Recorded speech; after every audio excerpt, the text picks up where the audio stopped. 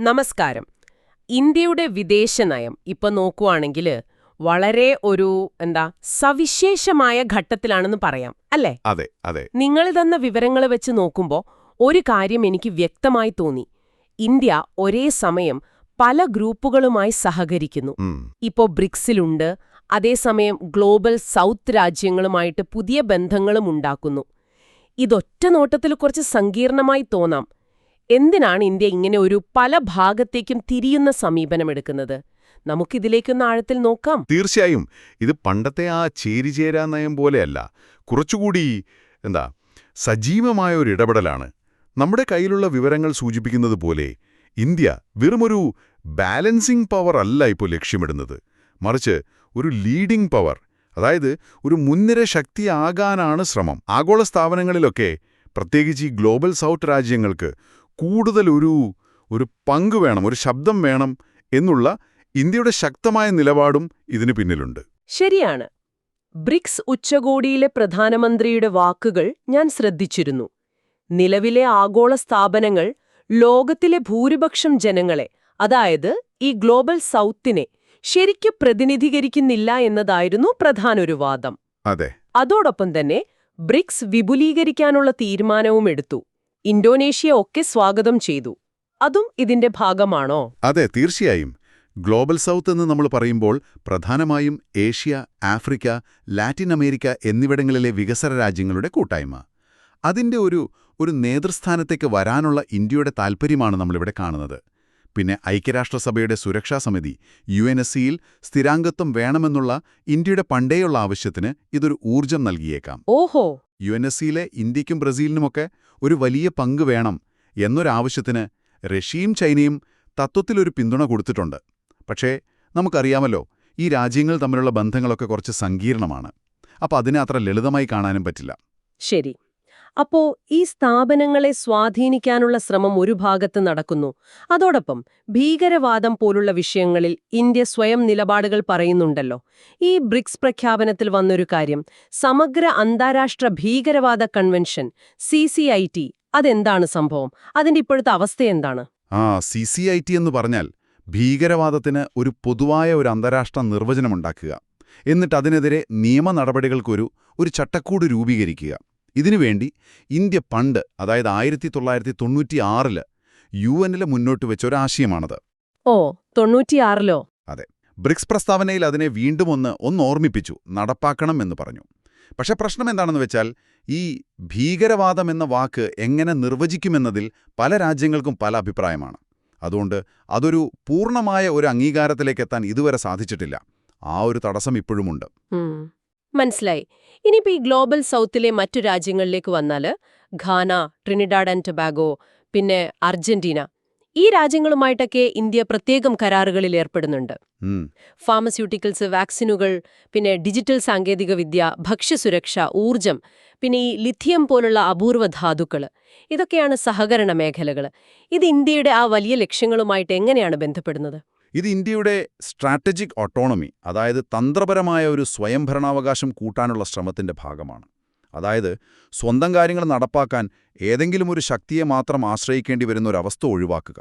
Indian ഉൽപ്പന്നങ്ങൾക്ക് പുതിയ വിപണികൾ കണ്ടെത്താനും ഇത് സഹായിക്കും.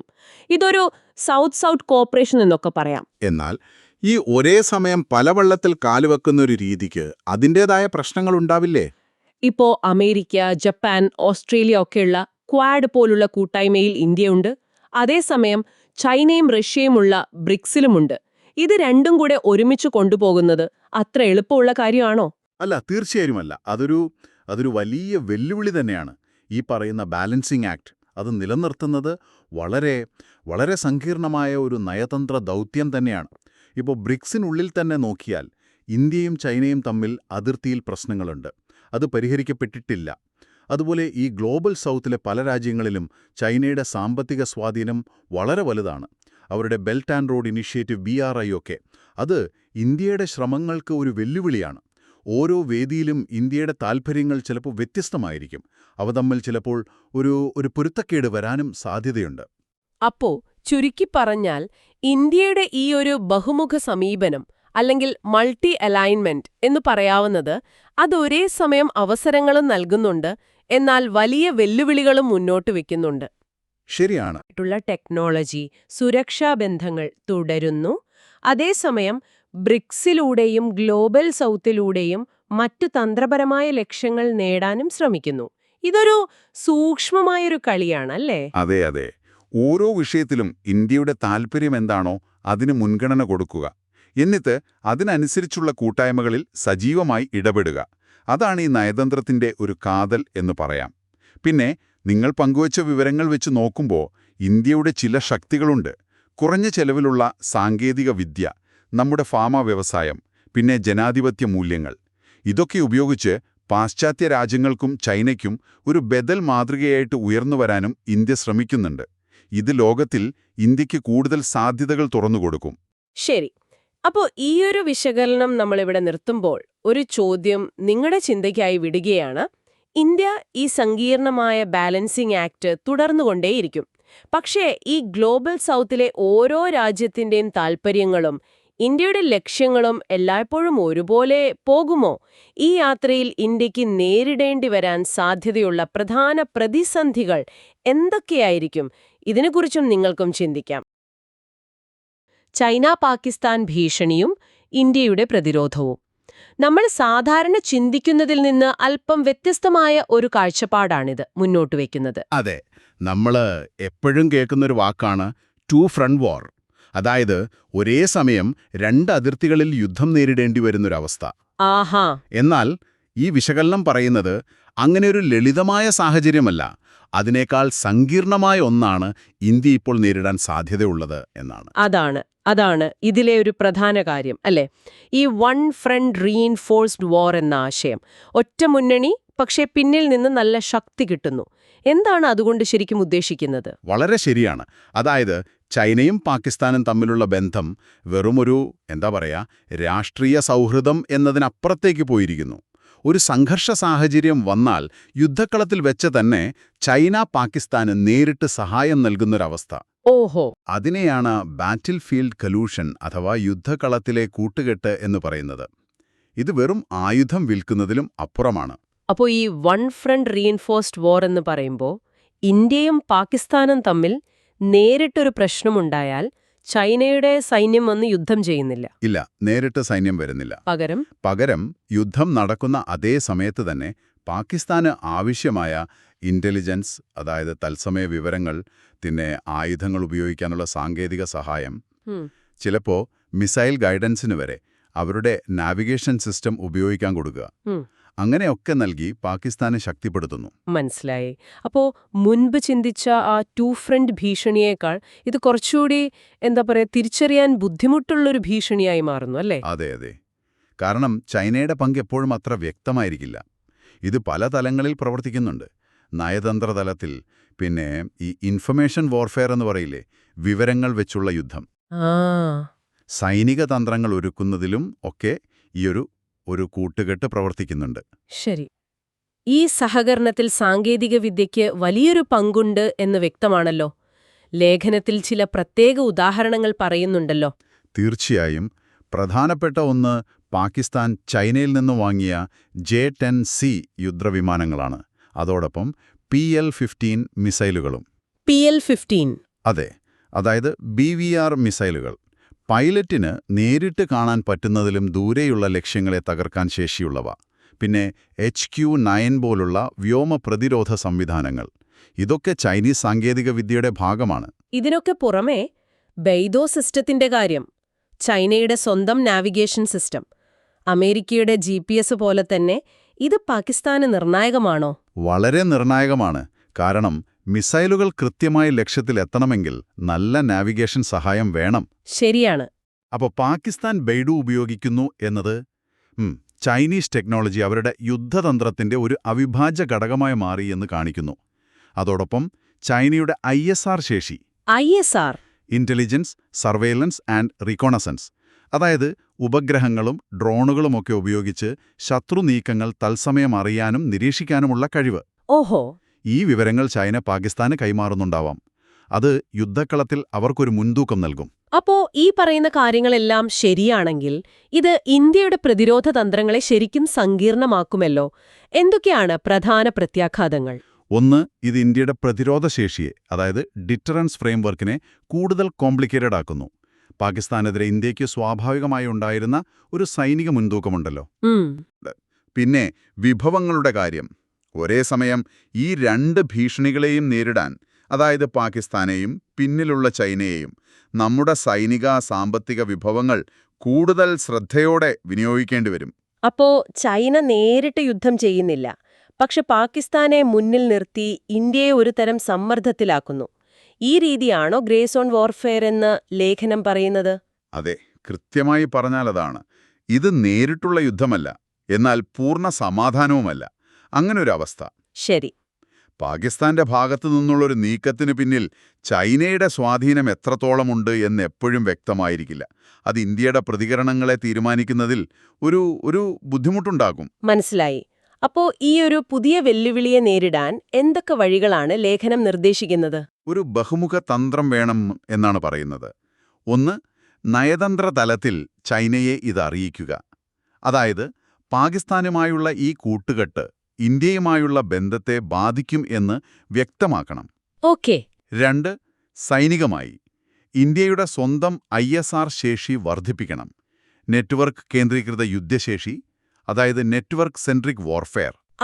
വിവരങ്ങൾ വേഗത്തിൽ കൈമാറി യുദ്ധം ചെയ്യാനുള്ള കഴിവ്. അതെ, അതും മറ്റ് ആധുനിക സാങ്കേതിക വിദ്യകളും അടിയന്തരമായി മെച്ചപ്പെടുത്തണം. സൈനികമായ പ്രതികരണം മാത്രം മതിയോ?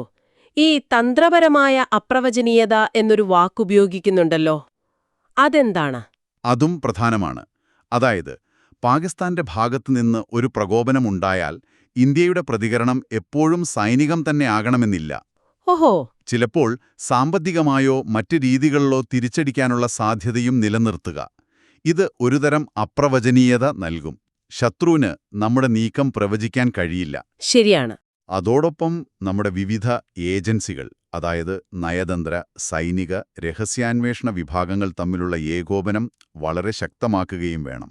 അപ്പൊ ചുരുക്കി പറഞ്ഞാൽ നമ്മൾ മനസ്സിലാക്കേണ്ട പ്രധാന കാര്യം, ഇതൊരു 2 ഫ്രണ്ട് ഭീഷണി എന്ന സാധ്യതയിൽ നിന്ന് ഒരു 1 ഫ്രണ്ട് റീഇൻഫോഴ്സ്ഡ് യാഥാർത്ഥ്യത്തിലേക്ക് കാര്യങ്ങൾ മാറുന്നു എന്നതാണ്.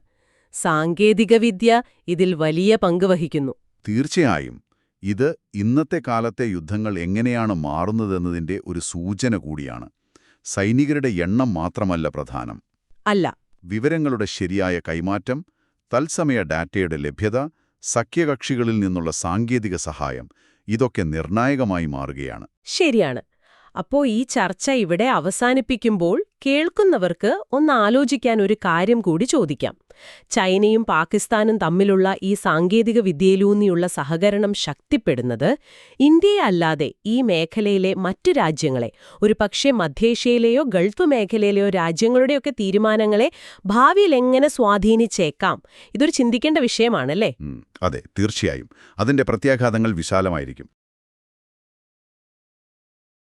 ഖേലോ ഭാരത് നീതി 2025, പ്രത്യേകിച്ച് 2036 ഒളിമ്പിക്സ് ഹോസ്റ്റ് ചെയ്യാനുള്ള ഇന്ത്യയുടെ ഒരു ശ്രമമുണ്ടല്ലോ, അതിൻ്റെയൊക്കെ പശ്ചാത്തലത്തിൽ ഈ നയത്തിന് നല്ല പ്രാധാന്യമുണ്ട്. ശരിയാണ്. അപ്പോൾ നമ്മുടെ മുന്നിൽ കുറച്ച് വിശകലനങ്ങളും കാര്യങ്ങളും ഉണ്ട്. നമുക്കിതിലേക്കൊന്ന് ആഴ്ന്നിറങ്ങി നോക്കാം. എന്തൊക്കെയാണ് ഇതിലെ പ്രധാന കാര്യങ്ങൾ? പിന്നെ ഈ ഇന്ത്യൻ പ്രവാസി കളിക്കാർ, അതായത് OCI കാർഡുള്ളവർ, അവരെ ഉൾപ്പെടുത്തുന്നതിലെ പ്രശ്നങ്ങൾ, അതെന്തുകൊണ്ടാണ് ഇത്ര സങ്കീർണമാകുന്നത്? ഇതൊക്കെയാണ് നമ്മൾ നോക്കുന്നത്. ശരി, അപ്പോൾ നമുക്ക് തുടങ്ങാം. ഇപ്പോൾ ഇന്ത്യൻ സ്പോർട്സ് ഒരു പ്രത്യേക അവസ്ഥയിലാണ്. ലോകോത്തര നിലവാരം വേണം, അതിന് പുറത്തുള്ള ടാലന്റ് വേണം. പക്ഷെ നമ്മുടെ പൗരത്വ നിയമം ഒരു തടസ്സമായിട്ട് അവിടെ നിൽക്കുന്നു. അതെ, അതൊരു വലിയ ചോദ്യമാണ്. ഈ പുതിയ നയം അതിനെ മാറ്റുമോ, അതോ മറികടക്കാൻ വല്ല വഴിയുണ്ടോ? അതാണ് പ്രധാന ചോദ്യം. ഔദ്യോഗികമായിട്ട് നോക്കുമ്പോൾ 5 ലക്ഷ്യങ്ങളുണ്ട് ഇതിന്. കായിക മികവ് കൂട്ടണം, പിന്നെ ഈ സാമൂഹിക സാമ്പത്തിക വികസനത്തിന് സ്പോർട്സ് ഉപയോഗിക്കണം, സ്പോർട്സ് ഒരു ജനകീയ സംഭവമാക്കണം, വിദ്യാഭ്യാസത്തിൽ അതിനൊരു സ്ഥാനം കൊടുക്കണം, ഇതൊക്കെയാണ്. ഗ്രാമീണ മേഖലയിലൊക്കെ അടിസ്ഥാന സൗകര്യം ഉണ്ടാക്കുന്നതൊക്കെ ഇതിന്റെ ഭാഗമായി വരും അല്ലേ? അതും വരും. പക്ഷെ ഏറ്റവും കൂടുതൽ ചർച്ചയാവുന്നത് മറ്റേ വിഷയമാണ്, വിദേശത്തുള്ള ഇന്ത്യൻ വംശജർ, അവരെ ടീമിലെടുക്കുന്ന കാര്യം. അതെ, OCI കളിക്കാര്. അവരെയാണ് ഈ overseas citizens of India, OCI card ഉള്ളവരെ ഉൾപ്പെടുത്തണോ വേണ്ടയോ എന്നുള്ള വലിയ ചോദ്യം വരുന്നത്. അപ്പോൾ കാര്യങ്ങൾ കുറച്ച് കോംപ്ലിക്കേറ്റഡ് ആവും.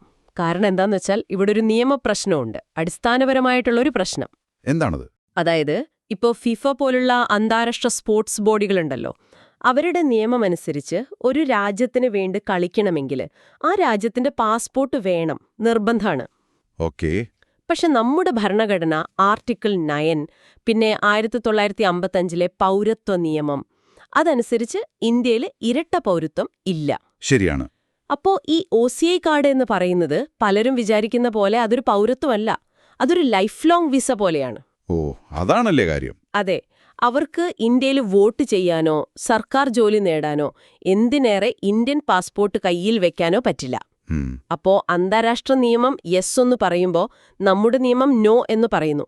ആ ഒരു വൈരുദ്ധ്യം, അതാണ് പ്രധാന തടസ്സം. അപ്പോൾ ഈ OCI ചർച്ച ഒരു വശത്തിങ്ങനെ നടക്കുമ്പോൾ മറുവശത്ത് രാജ്യത്തിനകത്ത് ടാലന്റ് വളർത്താനും ശ്രമം നടക്കുന്നുണ്ടല്ലോ ഈ നയത്തിൽ. ദേശീയ വിദ്യാഭ്യാസ നയവുമായിട്ടൊക്കെ ഇതിനെ ബന്ധിപ്പിച്ചിട്ടുണ്ടെന്ന് കേട്ടല്ലോ. തീർച്ചയായും, അത് വളരെ പ്രധാനപ്പെട്ട ഒരു കാര്യമാണ്. പുതിയ ദേശീയ വിദ്യാഭ്യാസ നയം NEP 2020 അതനുസരിച്ച് സ്കൂൾ തലം മുതലേ സ്പോർട്സ് അത് കരിക്കുലത്തിന്റെ ഭാഗമാക്കുകയാണ്. വെറും ഒരു എക്സ്ട്രാ കരിക്കുലർ ആക്ടിവിറ്റി അല്ല. ശരി. അതിന്റെ ഭാഗമായിട്ട് ഫിഫയുടെ ഒരു പ്രോഗ്രാമുണ്ട്, ഫുട്ബോൾ ഫോർ സ്കൂൾസ്. അതുവഴി ഒരു 1.5 ലക്ഷം സ്കൂളുകളിലെങ്കിലും ഫുട്ബോൾ എത്തിക്കാൻ നോക്കുന്നുണ്ട്. ഓഹോ. അപ്പൊ ഇത് താഴെത്തട്ടില് ഒരു സ്പോർട്സ് കൾച്ചർ ഉണ്ടാക്കാനും നമ്മുടെ സ്വന്തം നാട്ടിലെ കുട്ടികളെ വളർത്തിയെടുക്കാനുമുള്ള ഒരു ലോങ് ടേം പ്ലാനാണ് OCI ചർച്ച. ഒരു പെട്ടെന്നുള്ള റിസൾട്ടിന് വേണ്ടിയാണെങ്കിൽ ഇത് ബേസ് സ്ട്രോങ് ആക്കാനാണ്. അപ്പൊ ഈ OCI കളിക്കാരെ ഉൾപ്പെടുത്തുന്നതിൽ ഗുണങ്ങളും ദോഷങ്ങളും ഉണ്ടാവുമല്ലോ. എന്തൊക്കെയാണത്? ഗുണങ്ങൾ നോക്കിയാൽ ഏറ്റവും പ്രധാനം ടീമിന്റെ സ്റ്റാൻഡേർഡ് പെട്ടെന്ന് കൂടും, പ്രത്യേകിച്ച് ഫുട്ബോൾ പോലെ ഗ്ലോബലായ കളികളിൽ. വിദേശ ലീഗുകളിലൊക്കെ കഴിച്ചു പരിചയമുള്ള നല്ല നിലവാരമുള്ള ഇന്ത്യൻ വംശജർ വന്നാൽ അതൊരു വലിയ മാറ്റമുണ്ടാക്കും. പല രാജ്യങ്ങളും ഇപ്പോൾ ക്രിക്കറ്റിൽ ഇംഗ്ലണ്ടും ഓസ്ട്രേലിയയുമൊക്കെ അവരുടെ പ്രവാസി കളിക്കാരെ ഉപയോഗിക്കാറുണ്ടല്ലോ. ശരിയാണ്. പിന്നെ ലോകമെമ്പാടുമുള്ള ഇന്ത്യൻ സമൂഹത്തിന് രാജ്യവുമായി ഒരു കണക്ഷൻ ഫീൽ ചെയ്യാനും ഇത് സഹായിക്കും, ഒരു വൈകാരികമായ അടുപ്പം. എന്നാൽ ദോഷങ്ങളോ? വെല്ലുവിളികൾ വലുതാണ്. ഒന്നാമത്തേത് നമ്മൾ നേരത്തെ പറഞ്ഞ നിയമപരമായ തടസ്സം തന്നെ. ഇരട്ട പൗരത്വം അനുവദിക്കാൻ ഭരണഘടന മാറ്റണം, അതത്ര എളുപ്പമല്ല. അത് ശരിയാണ്, വലിയ കടമ്പയാണത്. അതെ. പിന്നെ പുറത്തുനിന്ന് ആൾക്കാർ വരുമ്പോ നമ്മുടെ നാട്ടിൽ കഷ്ടപ്പെട്ട് കളിച്ചുവരുന്ന കുട്ടികൾക്ക് അവസരം കുറയുമോ എന്നൊരു പേടി, അതൊരു ന്യായമായ ആശങ്കയാണ്. മൂന്നാമതായി, ഇന്ത്യൻ പാസ്പോർട്ട് ഇല്ലാത്തൊരാൾ ഇന്ത്യയുടെ ജേഴ്സി ഇടുമ്പോ അതേ ദേശീയതയെക്കുറിച്ചൊക്കെയുള്ള ചില ചോദ്യങ്ങൾ ഉയർത്തും. നിയമം മാറിയാൽ പോലും ഈ ചോദ്യങ്ങൾ ബാക്കിയുണ്ടാവും. അപ്പോ ഇന്ത്യൻ കായികരംഗത്തിന്റെ ഭാവിയെപ്പറ്റി അറിയാൻ ശ്രമിക്കുന്ന ഒരാൾക്ക് ഈ വിവരങ്ങളൊക്കെ വെച്ച് എന്ത് മനസ്സിലാക്കാം? ഇതൊരു ബാലൻസിങ്ങിനുള്ള ശ്രമമാണോ? അതെ, കൃത്യമായി പറഞ്ഞാൽ അതൊരു ബാലൻസിംഗ് ആക്ടാണ്. ഒരു വശത്ത് NEP, ഫുട്ബോൾ ഫോർ സ്കൂൾസ് ഒക്കെ വെച്ച് നമ്മുടെ സ്വന്തം ടാലന്റിനെ വളർത്താനുള്ള ദീർഘകാല പദ്ധതി. മറുവശത്ത് ആഗോളതലത്തിൽ പെട്ടെന്ന് റിസൾട്ട് ഉണ്ടാക്കാനുള്ള ആഗ്രഹം. അതിന് തടസ്സമായി നിൽക്കുന്ന പൗരത്വ നിയമം. ഈ ഒരു സംഘർഷമാണ് ഇപ്പൊ നടക്കുന്നത്. ഇതിനെങ്ങനെ ഒരു പരിഹാരം കാണും? അതാണ് ചോദ്യം. ഒരു വഴി പൗരത്വ നിയമം മാറ്റുക, പക്ഷേ അത് സങ്കീർണമാണ്. വേറൊരു വഴി അന്താരാഷ്ട്ര സംഘടനകളുമായി സംസാരിച്ച് ഇന്ത്യൻ വംശജർക്ക് മാത്രമായി എന്തെങ്കിലും ഇളവ്, ഒരു സ്പെഷ്യൽ കാറ്റഗറി, അങ്ങനെ വല്ലതും പറ്റുമോയെന്ന് നോക്കുക. അതല്ലെങ്കിൽ നമ്മുടെ തദ്ദേശീയ പ്രതിഭകളെ വളർത്തുന്നതിൽ മാത്രം ഫോക്കസ് ചെയ്യുക. കുറച്ച് സമയമെടുക്കും, പക്ഷേ അത് വേറൊരു സമീപനമാണ്. അപ്പോൾ ഇന്ത്യൻ സ്പോർട്സ് ഇപ്പോൾ ഒരു ക്രോസ് റോഡിലാണ്. ലോങ് ടേമിന് വേണ്ടി കാത്തിരിക്കണോ, അതോ ഷോർട്ട് ടേം നേട്ടത്തിനു വേണ്ടി നിയമം മാറ്റാൻ ശ്രമിക്കണോ? മുൻഗണന എന്തിനായിരിക്കണം? അതൊരു വലിയ ചോദ്യം തന്നെയാണ്. ശരി. അപ്പൊ ചുരുക്കി പറഞ്ഞാൽ ഈ ഖേലോ ഭാരത് നീതി 2025 വലിയ സ്വപ്നങ്ങളുള്ളൊരു നയമാണ്. ഒളിമ്പിക്സിലൊക്കെ മെഡൽ നേടണം, അതേസമയം താഴെത്തട്ടിൽ സ്പോർട്സ് വളർത്തുകയും വേണം. അതെ. അതോടൊപ്പം തന്നെ ഈ ഗ്ലോബൽ ഇന്ത്യൻ ടാലന്റിനെ എങ്ങനെ ഉപയോഗിക്കാമെന്നുള്ള ചോദ്യം, അത് നിയമപരവും അല്ലാത്തതുമായ വലിയ ചർച്ചകൾക്ക് തുടക്കമിട്ടിരിക്കുകയാണ്. നിങ്ങൾക്ക് ആലോചിക്കാനൊരു കാര്യം കൂടി പറയാം. ഈ നിയമത്തിന്റെ നൂലാമാലകൾക്കപ്പുറം ഒരു രാജ്യം ആഗോളവേദിയിൽ അവരെ പ്രതിനിധീകരിക്കാൻ ആരെയാണ് ശരിക്കും തിരഞ്ഞെടുക്കേണ്ടത്? കഴിവുകൾക്ക് അതിർത്തികളില്ലാത്ത ഈ കാലത്ത് ദേശീയത എന്നതിനെ നമ്മൾ എങ്ങനെയാണ് കാണേണ്ടത്? അതൊരു നല്ല ചോദ്യമാണ്. ഇത് സ്പോർട്സിൽ മാത്രം ഒതുങ്ങുന്ന ഒരു ചോദ്യമല്ല, അല്ലേ? ഇന്ത്യൻ തിരഞ്ഞെടുപ്പ് കമ്മീഷന്റെ ഒരു പുതിയ പരിപാടിയെക്കുറിച്ചാണ്, വോട്ടർ പട്ടികയുടെ പ്രത്യേക സംക്ഷിപ്ത പുനഃപരിശോധന, സ്പെഷ്യൽ ഇന്റൻസീവ് റിവിഷൻ അഥവാ SIR എന്താണ് സംഭവം എന്ന് നമുക്ക് നോക്കാം. ആ. ഒറ്റയടിക്ക് നോക്കിയാൽ ലക്ഷ്യം നല്ലതാണ്. ഈ നഗരങ്ങളിലൊക്കെ ആളുകൾ കൂടുന്നതും അങ്ങോട്ടിങ്ങോട്ടും മാറുന്നതും കാരണം പട്ടികയിൽ ചിലപ്പോൾ ഒരാളുടെ പേര് പലയിടത്ത് വരാം. അതെ, ഇരട്ടിപ്പുകൾ. ആ ഇരട്ടിപ്പുകൾ ഒഴിവാക്കുക, യഥാർത്ഥ ഇന്ത്യൻ പൗരന്മാർക്കു മാത്രം വോട്ട് അത് ഉറപ്പാക്കുക, അതാണല്ലോ വേണ്ടത്. ശരിയാണ്. പക്ഷേ നിങ്ങൾ തന്ന രേഖകൾ നോക്കുമ്പോൾ കാര്യം അത്ര സിമ്പിളല്ല. ഒരു കൃത്യത വേണം, അതേസമയം എല്ലാവരെയും ഉൾക്കൊള്ളുകയും വേണം. ഇതൊരു വലിയ വടംവലി പോലെയാണ്. പ്രത്യേകിച്ച് ഇന്നത്തെ കാലത്ത് ആളുകൾ ജോലിക്കും മറ്റുമായി ഒരുപാട് യാത്ര ചെയ്യുന്ന അവസ്ഥയിൽ. ശരിയാണ്. ഇതിനുള്ള അധികാരം കമ്മീഷന് കിട്ടുന്നത് നമ്മുടെ ഭരണഘടനയിൽ നിന്നാണ്. ആർട്ടിക്കിൾ 324. അതെ, ആർട്ടിക്കിൾ 324. പിന്നെ 1950-ലെ ജനപ്രാതിനിധ്യ നിയമം. അതനുസരിച്ചാണ് കമ്മീഷൻ ഇത് ചെയ്യുന്നത്. ഇതിലെ പ്രധാനപ്പെട്ടൊരു കാര്യം, ഓരോ വോട്ടറും ഒരു പുതിയ ഫോം, ഒരു എന്യൂമറേഷൻ ഫോം, അത് പൂരിപ്പിച്ച് ബൂത്ത് ലെവൽ ഓഫീസർക്ക്, അതായത് BLOക്ക് കൊടുക്കണം. ഓക്കെ, എല്ലാവരും. അതെ.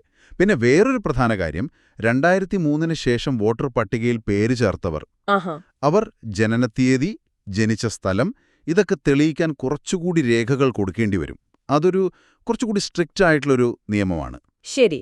അപ്പൊ ഈ രേഖകളുടെ കാര്യത്തിലാണല്ലോ ഈ ആധാറിന്റെ ഒരു പ്രശ്നം വരുന്നത്. അതെ. കമ്മീഷൻ പറയുന്നത് ആധാർ പറ്റില്ലെന്നാണ്, പൗരത്വത്തിനോ ജനനത്തീയതിക്കോ അത് തെളിവല്ല എന്ന്. പക്ഷെ സാധാരണക്കാർക്ക് ഏറ്റവും എളുപ്പമുള്ളൊരു രേഖ അതല്ലേ? തീർച്ചയായും.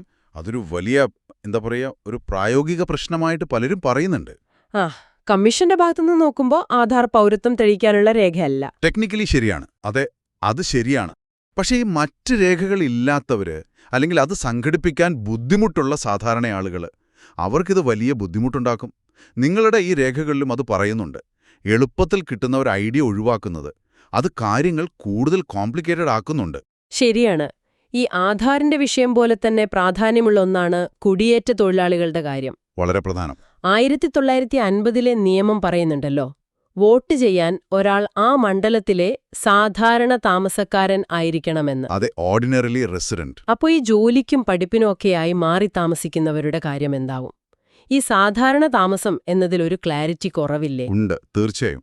നിയമത്തിലൊരു ഭാഗത്ത് പറയുന്നുണ്ട്, ഈ ജോലി, പഠിത്തം, അങ്ങനെയുള്ള കാര്യങ്ങൾക്ക് താൽക്കാലികമായിട്ട് മാറി നിന്നാൽ താമസം നഷ്ടപ്പെടില്ല, അയാൾ അവിടുത്തെ താമസക്കാരനല്ലാതാകുന്നില്ല എന്ന്.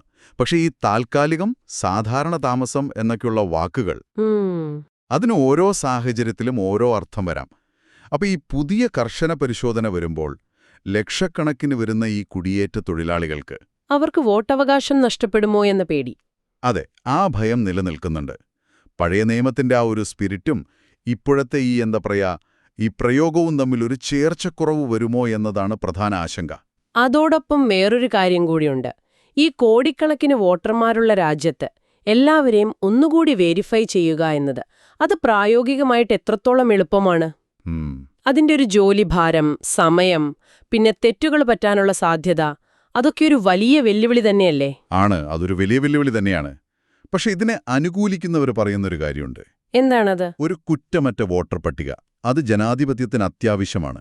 കള്ളവോട്ടും ഈ പറഞ്ഞ ഇരട്ടിപ്പുമൊക്കെ ഒഴിവാക്കണം. അതിന് ഈ ഒരു നടപടി വേണം.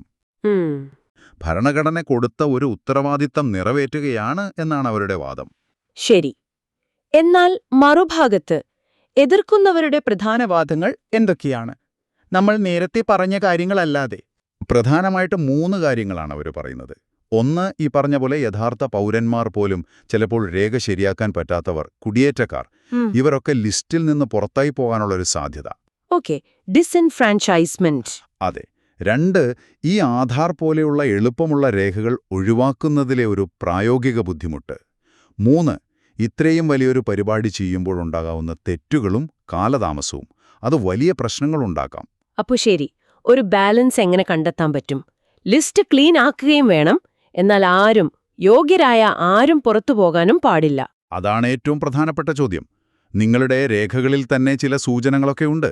ഒരുപക്ഷേ എല്ലാവരെയും ഇങ്ങനെ പുതിയ രേഖകൾ ഹാജരാക്കാൻ നിർബന്ധിക്കുന്നതിനു പകരം നിലവിലുള്ള ഡേറ്റാബേസുകൾ, ചിലപ്പോൾ ആധാർ അടക്കം ഉപയോഗിച്ച് ഈ ഡ്യൂപ്ലിക്കേഷൻ കണ്ടെത്താനുള്ള വഴികൾ, ആ ടെക്നോളജി ഒന്നുകൂടി മെച്ചപ്പെടുത്താമായിരിക്കും. ഓക്കെ. പിന്നെ കുടിയേറ്റ തൊഴിലാളികളുടെ കാര്യം, അവർക്ക് വേണ്ടി റിമോട്ട് വോട്ടിംഗ് പോലുള്ള കാര്യങ്ങൾ പെട്ടെന്ന് നടപ്പിലാക്കുക. അതൊരു നല്ല നിർദ്ദേശമാണ്. അതുപോലെ പരാതി കൊടുക്കാനും അത് പരിഹരിക്കാനുമുള്ള സംവിധാനങ്ങൾ കുറച്ചുകൂടി എളുപ്പവും സുതാര്യവുമാക്കുക. ലക്ഷ്യം ക്ലിയർ ആയിരിക്കണം. ശുദ്ധീകരണം വേണം, പക്ഷെ ഒരാൾക്ക് പോലും അന്യായമായി വോട്ട് പോകരുത്. അപ്പോൾ നമ്മൾ ഇത്രയും സംസാരിച്ചതിൽ നിന്ന് മനസ്സിലാവുന്നത് ഇതാണ്: ഒരു ഭാഗത്ത് കൃത്യമായ ക്ലീനായ ഒരു വോട്ടർ ലിസ്റ്റ് എന്ന ലക്ഷ്യം, ശരിയാണ്. മറുഭാഗത്ത് നമ്മുടെ രാജ്യത്തെ ഓരോ പൗരനും, പ്രത്യേകിച്ച് ഈ ബുദ്ധിമുട്ട് അനുഭവിക്കുന്നവർക്കും കുടിയേറ്റക്കാർക്കുമൊക്കെ വോട്ടവകാശം ഉറപ്പാക്കുക എന്ന വലിയ ഉത്തരവാദിത്വവും. അതെ, ഇത് രണ്ടും കൂടി എങ്ങനെ ഒരുമിച്ച് കൊണ്ടുപോകാം എന്നുള്ളതാണ് ശരിക്കുള്ള വെല്ലുവിളി. അതെ, ഇത് കുറച്ച് സങ്കീർണമായ വിഷയം തന്നെയാണ്. ഈ മാറ്റങ്ങൾ നിങ്ങളെ വ്യക്തിപരമായി എങ്ങനെ ബാധിക്കാം, അല്ലെങ്കിൽ നിങ്ങളുടെ പരിചയത്തിലുള്ളവരെ, അതുപോലെ നമ്മുടെ ജനാധിപത്യത്തെ ഇത് മൊത്തത്തിൽ എങ്ങനെ സ്വാധീനിക്കും, ഇതൊക്കെ ഒന്ന് ആലോചിക്കുന്നത് നല്ലതാണ്. ഈ വിഷയത്തിൽ ഒരു സ്വന്തം അഭിപ്രായം രൂപീകരിക്കാൻ അത് സഹായിക്കും. ഗ്രേറ്റ് നിക്കോബാർ പദ്ധതിയെക്കുറിച്ചുള്ള ഈ വിശകലനത്തിലേക്ക് എല്ലാവർക്കും സ്വാഗതം. നമസ്കാരം. നിങ്ങൾ പങ്കുവച്ച ആ രേഖകളും വാർത്തകളും ഒക്കെ നമ്മൾ വിശദമായി നോക്കി. അപ്പോൾ അതിലെ കാര്യങ്ങൾ കുറച്ചുകൂടി ലളിതമായി മനസ്സിലാക്കാനാണ് നമ്മളിന്ന് ശ്രമിക്കുന്നത്. തീർച്ചയായും. ഈ 72,000 കോടിയുടെ ഭയങ്കര വലിയ പദ്ധതി, അതുയർത്തുന്ന പാരിസ്ഥിതിക പിന്നെ ഈ ഭൗമശാസ്ത്രപരമായ കുറെ ചോദ്യങ്ങളുണ്ടല്ലോ, അതെ, അതാണ് നമ്മൾ നോക്കുന്നത്. അതെ. അപ്പോ തുടക്കത്തിൽ തന്നെ ആ EIA റിപ്പോർട്ട് വന്നില്ലേ, അതെ, അതിന്റെ കൂടെ വന്നൊരു വലിയ വിമർശനം. ഭൂകമ്പ സുനാമി സാധ്യത. അതെ, അതിനെ അത്ര ഗൗരവത്തിലെടുത്തില്ല എന്നൊരാക്ഷേപം. എന്തുകൊണ്ടാണ് ഈ ഒരു പേടി ഇത്ര വലുതായി വരുന്നത്? അത് വളരെ പ്രധാനപ്പെട്ടൊരു പോയിന്റാണ്. കാരണം ആ EIA റിപ്പോർട്ടിൽ അവർ പറയുന്നത് 2004 പോലെ ഒരു വലിയ ഭൂകമ്പം അങ്ങനെ പെട്ടെന്നൊന്നും വരാൻ സാധ്യത കുറവാണെന്നാണ്. ഓഹോ. അതിനവർ ആശ്രയിക്കുന്നത് ഈ വലിയ ഭൂകമ്പങ്ങൾ വരാനുള്ള ഒരു ശരാശരി സമയം, റിട്ടേൺ പീരീഡ് എന്ന് പറയില്ലേ, അത് വളരെ കൂടുതലാണ് എന്നൊരു പഠനത്തെയാണ്. ഒരു 500 കൊല്ലം കൂടുമ്പോഴോ മറ്റോ സംഭവിക്കുന്നതെന്ന മട്ടിൽ. പക്ഷെ അവിടെയല്ലേ ആ വിമർശനം വരുന്നത്? അവിടെയാണ്, അതെ. കാര്യങ്ങൾ കുറച്ചുകൂടി സങ്കീർണമാകുന്നത് അവിടെയാണ്. വിമർശകർ പറയുന്നത് ഈ EIA റിപ്പോർട്ട് ഏത് പഠനത്തെയാണോ ഉദ്ധരിച്ചത്, അതേ പഠനത്തിൽ തന്നെ സമീപഭാവിയിൽ ഒരു വലിയ ഭൂകമ്പം വരാനുള്ള സാധ്യതയെപ്പറ്റി ഒരു മുന്നറിയിപ്പ് ഉണ്ട്. അപ്പോ അത് ഒഴിവാക്കിയെന്നാണോ? അതെ. റിപ്പോർട്ട് തയ്യാറാക്കിയപ്പോ ആ ഭാഗമങ്ങ് ഒഴിവാക്കി. അതായത് ചെറി പിക്കിംഗ് നടത്തി എന്നൊരു ഗുരുതരമായ ആരോപണം തന്നെയുണ്ട്. അത് ശരിക്കും ആ പദ്ധതിയുടെ ഒരു സുരക്ഷാ അടിത്തറയെ തന്നെ ചോദ്യം ചെയ്യുന്നുണ്ട്. അപ്പൊ കൃത്യമായിട്ട് ആ സ്ഥലത്തൊരു പഠനം നടത്തിയിട്ടില്ല? ഇല്ല. ഇത്രയും വലിയൊരു പദ്ധതി വരുമ്പോൾ ശരിക്കു പറഞ്ഞാൽ ആ സ്ഥലം മാത്രം നോക്കിയൊരു സൈറ്റ് സ്പെസിഫിക് പഠനം ഭൂകമ്പ സാധ്യതയെക്കുറിച്ച് വേണമായിരുന്നു. നിർഭാഗ്യവശാൽ അതുണ്ടായില്ല. പോരാത്തതിന് ഈ ആൻഡമാൻ സുമാത്ര ഫലകങ്ങളുടെ ഇടയിൽ വേറെയും കുറേ വിള്ളൽ രേഖകളുണ്ട്, ഫോൾട്ട് ലൈൻസ്. അവിടെയൊക്കെ ഊർജം സംഭരിക്കുന്നുണ്ടാവാം. അതിനെക്കുറിച്ചും വ്യക്തമായ പഠനങ്ങൾ കുറവാണ്. ശരി. പക്ഷേ മറ്റേ ഭാഗത്ത് സർക്കാർ എന്താ പറയുന്നേ? ഒരു ഭൂകമ്പം വരുന്നത് പ്രവചിക്കാൻ പറ്റില്ലല്ലോ. ശരിയാണ്. വലിയ ഭൂകമ്പങ്ങൾ പ്രവചിക്കാൻ ഇന്നത്തെ നിലയിൽ പറ്റില്ല. സർക്കാർ ഉദ്യോഗസ്ഥരും അതുതന്നെയാണ് പറയുന്നത്. അതുകൊണ്ട് പദ്ധതി നടപ്പാക്കുമ്പോൾ ഒരു കണക്കുകൂട്ടിയ റിസ്ക് എടുക്കേണ്ടി വരും എന്നാണ് അവരുടെ ഒരു നിലപാട്. Calculated risk. അതെ. പക്ഷേ ഇത്രയും പ്രശ്നസാധ്യതയുള്ള മുമ്പ് ദുരന്തം വിതച്ച ഒരു സ്ഥലത്ത് ഈ കാൽക്കുലേറ്റഡ് റിസ്ക് അതെത്രത്തോളം ശരിയാണ് എന്നത് വലിയ ചോദ്യം തന്നെയാണ്. ഭൂകമ്പം മാത്രമല്ലല്ലോ, വേറെയും പ്രശ്നങ്ങളുണ്ടല്ലോ. ആ NGT ഹരിത ട്രൈബ്യൂണലൊക്കെ ഇടപെട്ടത്? തീർച്ചയായും. ഭൂകമ്പ സാധ്യത ഒരു വശത്ത്, മറുവശത്ത് ലക്ഷക്കണക്കിന് മരങ്ങൾ മുറിക്കേണ്ടി വരും. ലക്ഷക്കണക്കിനോ? അതെ. അവിടത്തെ ആ നിത്യഹരിത വനങ്ങളൊക്കെ പോവും. ജൈവവൈവിധ്യം നശിക്കും. പിന്നെ ലോകത്തിലെ തന്നെ പ്രധാനപ്പെട്ട പവിഴപ്പുറ്റുകളുള്ള സ്ഥലമാണ്. Coral reefs. അതെ. തുറമുഖം വരുമ്പോ അതിന്റെ നിർമ്മാണ പ്രവർത്തനങ്ങൾ, ഇതൊക്കെ ആ പവിഴപ്പുറ്റുകളെ നശിപ്പിക്കാൻ വലിയ സാധ്യതയുണ്ട്. പിന്നെ ആദിവാസി സമൂഹം? ഏറ്റവും പ്രധാനം അതാണ്. ഷോംബൻ എന്നൊരു പ്രത്യേക ആദിവാസി വിഭാഗം, പുറം ലോകവുമായിട്ട് വലിയ ബന്ധമൊന്നുമില്ലാത്ത വളരെ കുറച്ചു മാത്രം അംഗങ്ങളുള്ള ഒരു സമൂഹം. ശരി. അവരുടെ ആവാസ വ്യവസ്ഥയുടെ നടുക്കാണ് ഈ പദ്ധതി വരുന്നത്. അപ്പോൾ അവരുടെ ജീവിതം, സംസ്കാരം എല്ലാം അപകടത്തിലാവും. ഈ കാരണങ്ങളൊക്കെ കൊണ്ടാണ് ദേശീയ ഹരിത ട്രൈബ്യൂണൽ ഇതിന്റെ അനുമതി റദ്ദാക്കണം, പുനഃപരിശോധിക്കണം എന്നൊക്കെ പറഞ്ഞത്. നമ്മൾ ഈ EIA, സുനാമി എന്നൊക്കെ ഇങ്ങനെ പറയുന്നുണ്ടല്ലോ. ഈ പദ്ധതിയുടെ ഗുണദോഷങ്ങൾ വിശദമായിട്ട് നോക്കുന്നതിന് മുൻപ് ഈ വാക്കുകളും നിക്കോബാറിന്റെ ആ ഒരു ഭൂമിശാസ്ത്രപരമായ പ്രത്യേകതയും ഒന്നുകൂടി ഒന്ന് ഓർത്താൽ നല്ലതല്ലേ? നല്ലതാണ്. EIA, അതായത് പാരിസ്ഥിതികാഘാത പഠനം, ഒരു വലിയ പ്രോജക്റ്റ് തുടങ്ങുന്നതിന് മുൻപ് അത് പരിസ്ഥിതിയെ എങ്ങനെ ബാധിക്കും എന്ന് പഠിക്കുന്ന ഒരു പരിപാടി 1986 നിയമപ്രകാരം നിർബന്ധമാണ്. ശരി. സുനാമി നമുക്കറിയാം. കടലിനടിയിൽ ഭൂകമ്പം അല്ലെങ്കിൽ വോൾക്കാനോ ഒക്കെ കാരണം ഭയങ്കര വലിയ തിരമാലകൾ വരുന്നത്. 2004 നമ്മൾ മറന്നിട്ടില്ലല്ലോ. ഇല്ല. നിക്കോബാർ ദ്വീപുകളാകട്ടെ ഇന്ത്യൻ ഫലകവും ബർമ ഫലകവും കൂട്ടിമുട്ടുന്ന ഒരു ഹൈലി ആക്റ്റീവ് സോണിലാണ്. ഭൂകമ്പ സാധ്യത വളരെ കൂടിയ മേഖല. 2004 ഏറ്റവും കൂടുതൽ നാശനഷ്ടമുണ്ടായ സ്ഥലങ്ങളിലൊന്നുകൂടിയാണ്. ശരി. അപ്പൊ ഇത്രയും പ്രശ്നങ്ങളൊക്കെ ഉണ്ടെങ്കിലും ഈ പദ്ധതി കൊണ്ട് ഗുണങ്ങളുണ്ടെന്ന് പറയുന്നുണ്ടല്ലോ. എന്തൊക്കെയാണത്? പ്രധാനമായിട്ടും 2 കാര്യങ്ങളാണ് പറയുന്നത്. ഒന്ന്, അതിന്റെ സ്ഥാനം. തന്ത്രപരമായി വളരെ പ്രധാനപ്പെട്ട ഒരു സ്ഥലത്താണ് ഈ ദ്വീപുകൾ. അന്താരാഷ്ട്ര കപ്പൽശാലിന്റെ തൊട്ടടുത്ത്. ആഹാ, ഇന്ത്യൻ മഹാസമുദ്രത്തിൽ. അതെ. അവിടെ ഒരു വലിയ ട്രാൻസ്ഷിപ്മെന്റ് പോർട്ട് വരുന്നത് ഇന്ത്യയുടെ ഒരു സ്ട്രാറ്റജിക് കാര്യങ്ങൾക്ക് നല്ലതാണ്. ചൈനയുടെ സാന്നിധ്യമൊക്കെ കൂടുന്ന സാഹചര്യത്തിൽ പ്രത്യേകിച്ചും. മറ്റൊന്ന്, സാമ്പത്തികം. അതെ. രണ്ടാമത്തത് സാമ്പത്തിക വളർച്ച. ഈ പോർട്ട് വലിയ വ്യാപാരത്തിന് സാധ്യത തുറക്കും, തൊഴിലവസരങ്ങളുണ്ടാകും, അങ്ങനെ ഒരു സാമ്പത്തിക ഉണർവ് വരും എന്നൊക്കെയാണ് പ്രതീക്ഷ. പക്ഷെ അപ്പുറത്ത് നമ്മൾ ഈ പറഞ്ഞ റിസ്കുകൾ. അതുണ്ട്. ഈ ഉയർന്ന ഭൂകമ്പ സുനാമി സാധ്യത തന്നെയാണ് ഏറ്റവും വലിയ നെഗറ്റീവ്.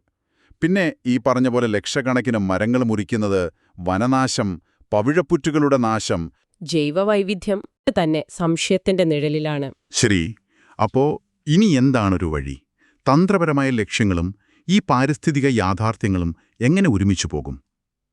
അത് വളരെ ബുദ്ധിമുട്ടുള്ളൊരു ചോദ്യമാണ്. തന്ത്രപരമായ കാര്യങ്ങൾ പ്രധാനമാണ്, സമ്മതിച്ചു. എന്നുവെച്ച് ശാസ്ത്രീയമായ മുന്നറിയിപ്പുകൾ, പരിസ്ഥിതിയുടെ കാര്യങ്ങൾ അതൊന്നും കണ്ടില്ലെന്ന് നടിക്കാൻ പറ്റില്ലല്ലോ. ഇല്ല. ഈ കണക്കുകൂട്ടിയ റിസ്ക് എന്നൊക്കെ പറയുന്നത് ഇത്രയും പ്രശ്നസാധ്യതയുള്ളൊരു സ്ഥലത്ത് അതത്ര നല്ലൊരു വാദമല്ല. അപ്പോൾ NGT പറഞ്ഞ പോലെ സ്വതന്ത്രമായിട്ടുള്ള, ശരിക്കും ശാസ്ത്രീയമായ ആ സ്ഥലം മാത്രം കേന്ദ്രീകരിച്ചുള്ള പഠനങ്ങൾ നടത്തണം. വേറെ ഏജൻസികൾ? അതെ, അതിന്റെ കണ്ടെത്തലുകൾ നോക്കിയിട്ട് വേണം തീരുമാനിക്കാൻ.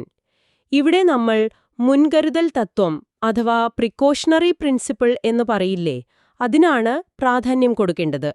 അതായത് വലിയ അപകട സാധ്യതയുണ്ടെന്നൊരു സംശയമെങ്കിലും ഉണ്ടെങ്കിൽ, വ്യക്തമായ തെളിവില്ലെങ്കിൽ പോലും സംരക്ഷിക്കുന്ന നടപടിയെടുക്കണം. അപ്പോൾ ചുരുക്കത്തിൽ ഈ ഗ്രേറ്റ് നിക്കോബാർ പദ്ധതി എന്നത് വെറുമൊരു തുറമുഖം പണിയുന്ന കാര്യമല്ല. അല്ല. ഇത് വികസനം, രാജ്യസുരക്ഷ, സാമ്പത്തികം, പരിസ്ഥിതി, പിന്നെ അവിടുത്തെ മനുഷ്യരുടെ അവകാശങ്ങൾ, ഇതെല്ലാം തമ്മിൽ ഭയങ്കരമായി കൂട്ടിമുട്ടുന്നൊരു വലിയ വിഷയമാണ്. ശരിക്കു പറഞ്ഞാൽ അതാണ്. നിങ്ങളൊരു കാര്യം ആലോചിച്ചു നോക്കൂ. ഈ ഗ്രേറ്റ് നിക്കോബാർ പദ്ധതിയിൽ ഉയരുന്ന ഈ ചോദ്യങ്ങളില്ലേ, വികസനത്തിനു വേണ്ടി പരിസ്ഥിതിയെയും ശാസ്ത്രീയ മുന്നറിയിപ്പുകളെയും അവഗണിക്കുന്നു എന്നൊക്കെയുള്ളത്. ഇത് ഇന്ത്യയിലെ മറ്റ് ലോല പ്രദേശങ്ങളിലെ വലിയ പദ്ധതികളെക്കുറിച്ചും നമ്മളെ ഓർമ്മിപ്പിക്കുന്നില്ലേ? ഹിമാലയത്തിലോ പശ്ചിമഘട്ടത്തിലോ ഒക്കെ നടക്കുന്ന വലിയ നിർമ്മാണങ്ങൾ. ശരിയാണ്. അപ്പോ ഈ വികസന ലക്ഷ്യങ്ങളും ശാസ്ത്രീയമായ യാഥാർത്ഥ്യങ്ങളും അവിടുത്തെ ആളുകളുടെ ആശങ്കകളും ഇതെല്ലാം എങ്ങനെയാണ് ശരിയായി ബാലൻസ് ചെയ്യേണ്ടത് എന്നത്, അത് നമ്മൾ എപ്പോഴും നേരിടുന്ന ഒരു വലിയ വെല്ലുവിളി തന്നെയാണ്. കടൽ എന്തൊരു വലുപ്പാണല്ലേ! ഭയങ്കര കോംപ്ലിക്കേറ്റഡ് ആണ് അതിന്റെ ഉള്ളറകള്. അതെ. ഒരുപാട് രഹസ്യങ്ങളുണ്ട്. എന്നാലിപ്പോ ഈ ആർട്ടിഫിഷ്യൽ ഇന്റലിജൻസ്, ഈ AI ഒക്കെ വന്നതോടെ ആ രഹസ്യങ്ങളിലേക്ക് കുറച്ചുകൂടെ ഇറങ്ങിച്ചെല്ലാൻ പറ്റുന്നുണ്ടല്ലേ? തീർച്ചയായും. നിങ്ങൾ തന്ന ലേഖനങ്ങൾ നോക്കിയാൽ അറിയാം AI എങ്ങനെയാണ് ഈ സമുദ്രപഠനത്തെ മൊത്തത്തിൽ മാറ്റുന്നതെന്ന്. ശരിയാണ്. അപ്പൊ നമുക്കിന്നതൊന്ന് വിശദമായി നോക്കാം. പ്രത്യേകിച്ച് നമ്മുടെ ഇന്ത്യയുടെ കാര്യം വരുമ്പോൾ ഇതിന്റെ സാധ്യതകൾ, പിന്നെ നേരിടുന്ന പ്രശ്നങ്ങൾ, അതൊക്കെ ഒന്ന് ചർച്ച ചെയ്യാം. ഉറപ്പായും. അപ്പോ ആദ്യം തന്നെ ഈ ഡേറ്റയുടെ കാര്യം. എവിടുന്നൊക്കെയാ ഡേറ്റ വരുന്നത്? സാറ്റലൈറ്റ്, പിന്നെ കടലിലെ സെൻസറുകൾ, ഈ ഓട്ടോമാറ്റിക് വാഹനങ്ങൾ. ഒരുപാട് ഡേറ്റ കാണുമല്ലോ. ഭയങ്കര ഡേറ്റയാണ്. ശരിക്കും പറഞ്ഞാൽ ഡേറ്റ പ്രളയമെന്ന് തന്നെ പറയാം. അതെങ്ങനെയാ ഈ AI വെച്ച് മാനേജ് ചെയ്യുന്നത്? അവിടെയാണ് ഈ ഡീപ്പ് ലേണിംഗ് പോലെയുള്ള ടെക്നോളജികളുടെ റോൾ. അതായത് കമ്പ്യൂട്ടറുകൾക്ക് തന്നെത്താൻ പഠിച്ച് ഈ വലിയ ഡേറ്റ കൂമ്പാരത്തിൽ ഒളിഞ്ഞിരിക്കുന്ന പാറ്റേണുകൾ കണ്ടെത്താൻ പറ്റും. മനുഷ്യർക്ക് ചിലപ്പോൾ കണ്ടുപിടിക്കാൻ പറ്റാത്ത കാര്യങ്ങൾ വരെ. ആഹാ. ഉദാഹരണത്തിന് മെസോസ്കെയിൽ എഡ്ഡീസ് കേട്ടിട്ടുണ്ടോ? എഡ്ഡീസ് ചുഴികളല്ലേ? അതെ. പക്ഷേ ചെറിയ ചുഴിയല്ല, നൂറുകണക്കിന് കിലോമീറ്റർ വലുപ്പമുള്ള ഭീമൻ ചുഴികൾ. ഇവ ചൂട്, ഉപ്പ്, ഈ പോഷകങ്ങളൊക്കെ ആയിരക്കണക്കിന് കിലോമീറ്റർ ദൂരേക്ക് കൊണ്ടുപോകും. ഓഹോ. അപ്പോൾ ഇതിന്റെ രൂപീകരണം, അതെങ്ങോട്ട് പോകും എന്നൊക്കെ പ്രവചിക്കാൻ AI അൽഗോരിതങ്ങൾക്ക് സാധിക്കും. അത് കൊള്ളാം. ഈ എഡ്ഡീസിനെയൊക്കെ കണ്ടെത്താൻ സാറ്റലൈറ്റ് ചിത്രങ്ങളാണോ കൂടുതൽ ഉപയോഗിക്കുക? അവിടെയാണോ ഈ എന്താ പറയാ CNNs? അത് തന്നെ, കൺവല്യൂഷണൽ ന്യൂറൽ നെറ്റ്വർക്കുകൾ, CNNs. ചിത്രങ്ങൾ വിശകലനം ചെയ്യാൻ മിടുക്കരാണ് ഈ അൽഗോരിതംസ്. സാറ്റലൈറ്റ് പടങ്ങളിൽ നിന്ന് ഈ എഡ്ഡീസ് മാത്രമല്ല, കടലിലെ ഒഴുക്കുകൾ, താപനില വ്യത്യാസങ്ങൾ, പിന്നെ കടൽപ്പായലുണ്ടല്ലോ, ആൽഗെ, അതിന്റെ വളർച്ച വരെ കൃത്യമായിട്ട് മനസ്സിലാക്കാൻ പറ്റും. ആഹാ. അപ്പൊ ഇതുകൊണ്ടുള്ള ശരിക്കുള്ള ഗുണങ്ങൾ എന്തൊക്കെയാ? ഈ ദുരന്ത നിവാരണത്തിലൊക്കെ വലിയ സഹായമാണെന്ന് കേട്ടല്ലോ. ഏറ്റവും പ്രധാനപ്പെട്ട ഒന്ന് അതാണ്. ഈ ചുഴലിക്കാറ്റ്, സുനാമിയൊക്കെ, അതിന്റെ ശക്തി, അതെങ്ങോട്ട് പോകും എന്നൊക്കെ കൂടുതൽ നേരത്തെ, കുറച്ചുകൂടി കൃത്യമായിട്ട് പറയാൻ AIക്ക് പറ്റും. അത് രക്ഷാപ്രവർത്തനത്തിന് ഒരുപാട് സമയം കിട്ടാൻ സഹായിക്കുമല്ലോ. തീർച്ചയായും. പിന്നെ മത്സ്യബന്ധനം, മീൻകൂട്ടങ്ങൾ എവിടെ കാണും എന്ന് ഏകദേശം ഒരു ഐഡിയ കിട്ടിയാൽ മീൻപിടുത്തക്കാർക്ക് ഒരുപാട് സമയവും ലാഭിക്കാം, ഇന്ധനവും ലാഭിക്കാം. ശരിയാണ്. പിന്നെ നമ്മുടെ തീരദേശ സംരക്ഷണം, കടലെടുക്കുന്നത്, വെള്ളപ്പൊക്കം, ഇതൊക്കെ മുൻകൂട്ടി അറിഞ്ഞാൽ. അതെ, തീരം എവിടെയാണ് കൂടുതൽ നഷ്ടപ്പെടുന്നത്, അവിടെ കടൽഭിത്തി പോലെ എന്തു പ്രതിരോധം വേണം എന്നൊക്കെ തീരുമാനിക്കാൻ ഈ AI അനാലിസിസ് സഹായിക്കും. അതുപോലെ പവിഴപ്പുറ്റുകളുടെ ആരോഗ്യം നോക്കാൻ, എണ്ണച്ചോർച്ച പോലുള്ള മലിനീകരണം കണ്ടുപിടിക്കാൻ ഇതിനൊക്കെ ഉപയോഗമുണ്ട്. പരിസ്ഥിതിക്ക് വളരെ നല്ലതാണ്. ഇതെല്ലാം കേൾക്കുമ്പോൾ ഇന്ത്യയെപ്പോലെ ഒരു രാജ്യത്തിന് ഇത് ഭയങ്കര സാധ്യതകളാണ് തുറന്നു തരുന്നത്. നമുക്ക് നീണ്ട തീരപ്രദേശമുണ്ട്, മൺസൂൺ. വളരെ ശരിയാണ്. ഇന്ത്യയുടെ കാര്യം വരുമ്പോൾ ഇതിന്റെ പ്രാധാന്യം കൂടും. 7500 കിലോമീറ്ററിൽ കൂടുതൽ തീരമുണ്ട് നമുക്ക്. കോടിക്കണക്കിന് ആളുകൾ അവിടെ ജീവിക്കുന്നു. നമ്മുടെ കാലാവസ്ഥ, സമ്പദ്വ്യവസ്ഥ എല്ലാം കടലുമായി ബന്ധപ്പെട്ടാ കിടക്കുന്നത്. ചുഴലിക്കാറ്റും സുനാമിയും ഒക്കെ നമുക്ക് പേടി സ്വപ്നങ്ങളാണല്ലോ. അതെ. അതോടൊപ്പം ഈ ബ്ലൂ ഇക്കോണമി വളർത്താനും ഇത് സഹായിക്കും. മത്സ്യബന്ധനം, തുറമുഖം, ഊർജം, ടൂറിസം, അങ്ങനെയുള്ള കാര്യങ്ങൾ. ഇന്ത്യ ഇക്കാര്യത്തിൽ എന്തെങ്കിലും ചെയ്യുന്നുണ്ടോ? ഈ ഡീപ്പ് ഓഷ്യൻ മിഷനൊക്കെ ഇതിന്റെ ഭാഗമാണോ? അതെ, ഡീപ്പ് ഓഷൻ മിഷൻ ആഴക്കടൽ ഗവേഷണത്തിനും അവിടുത്തെ വിഭവങ്ങൾ ഉപയോഗിക്കുന്നതിനും വേണ്ടിയുള്ളതാണ്. പിന്നെ നമ്മുടെ ഇൻകോയ്സ് ഉണ്ട്. ഹൈദരാബാദിലാണ് ആ സ്ഥാനം. ആ, ഇൻകോയ്സ്. അവരാണല്ലോ സുനാമി മുന്നറിയിപ്പൊക്കെ തരുന്നത്. അതെ, സുനാമി മുന്നറിയിപ്പ്, പിന്നെ എവിടെ മീൻ കിട്ടുമെന്നുള്ള പ്രവചനം, അതൊക്കെ അവർ ചെയ്യുന്നുണ്ട്. ഇപ്പോ AI സാധ്യതകളും അവർ കൂടുതലായി ഉപയോഗിച്ചു തുടങ്ങിയിട്ടുണ്ട്. ഓക്കെ. അപ്പൊ അവസരങ്ങൾ ഒരുപാടുണ്ട്. മെച്ചപ്പെട്ട മുന്നറിയിപ്പുകൾ, ഈ ബ്ലൂ ഇക്കോണമിക്കൊരു ഉത്തേജനം, കാലാവസ്ഥാ മാറ്റത്തെ നേരിടാൻ സഹായം. പക്ഷേ വെല്ലുവിളികളും കാണുമല്ലോ. ഇത് നടപ്പാക്കാൻ അത്ര എളുപ്പമാണോ? വെല്ലുവിളികളുമുണ്ട്. ഒന്നാമത്തെ കാര്യം ഡേറ്റയുടെ കുറവ്. നല്ല ക്വാളിറ്റിയുള്ള അപ്പോഴുള്ള ഡേറ്റ കിട്ടണം. ഈ AI മോഡലുകളെ പഠിപ്പിക്കാൻ ഒരുപാട് ഡേറ്റ വേണം. അതിന് കൂടുതൽ സെൻസറുകളും നിരീക്ഷണ സംവിധാനങ്ങളുമൊക്കെ സ്ഥാപിക്കണം. രണ്ടാമതായിട്ട് വിദഗ്ധരുടെ കുറവ്. അതായത് സമുദ്രശാസ്ത്രവും അറിയണം, AIയും അറിയണം. അങ്ങനെയുള്ളവരുടെ കുറവുണ്ട്. ഇൻകോയ്സ്, കാലാവസ്ഥാ വകുപ്പ്, ദുരന്ത നിവാരണ അതോറിറ്റി, ഇവരൊക്കെ ഒരുമിച്ച് പ്രവർത്തിക്കേണ്ടേ? അതെ, തുടക്കത്തിൽ നല്ല ചെലവുണ്ട്. പിന്നെ ഈ പറഞ്ഞ ഏജൻസികൾ തമ്മിലുള്ള ഡാറ്റ ഷെയറിങ്ങും സഹകരണവുമൊക്കെ അത് ഇനിയും മെച്ചപ്പെടാനുണ്ട്. അത് കാര്യക്ഷമത കൂട്ടും. അപ്പോ മുന്നോട്ട് നോക്കുമ്പോൾ ഇൻകോയ്സ്, ഡീപ്പ് ഓഷൻ മിഷനൊക്കെ ശക്തിപ്പെടുത്തണം. പിന്നെ എല്ലാ ഡാറ്റയും ഒരിടത്ത് കിട്ടുന്നൊരു സംവിധാനം, ഒരു ഇന്റഗ്രേറ്റഡ് മറൈൻ ഡാറ്റ ഇൻഫ്രാസ്ട്രക്ചർ, അതൊരു വലിയ കാര്യമാകും. ഈ കടലിനെക്കുറിച്ചും ഡേറ്റാ സയൻസിനെക്കുറിച്ചുമൊക്കെ ഒരുമിച്ച് പഠിപ്പിക്കുന്ന കോഴ്സുകൾ, അങ്ങനെ എന്തെങ്കിലും? പിന്നെ ഈ പ്രൈവറ്റ് കമ്പനികളുമായി സഹകരിക്കുന്നത്? തീർച്ചയായും വേണം. ഈ മേഖലയിൽ കഴിവുള്ള പുതിയ ആളുകൾ വരണം. പുതിയ ടെക്നോളജി കൊണ്ടുവരാൻ പ്രൈവറ്റ് പങ്കാളിത്തവും നല്ലതാണ്. ചുരുക്കി പറഞ്ഞാൽ നമ്മുടെ കടലിനെ നന്നായി മനസ്സിലാക്കാനും തീരം സുരക്ഷിതമാക്കാനും രാജ്യത്തിന്റെ സാമ്പത്തിക വളർച്ചയ്ക്കുമൊക്കെ AI ഒരു വലിയ വാതിലാണ് തുറന്നു തരുന്നത്. അതെ, കേട്ടിട്ട് വലിയൊരു മാറ്റം തന്നെയാണെന്ന് തോന്നുന്നു. അപ്പോ നിങ്ങൾക്കും ഒന്ന് ആലോചിക്കാം.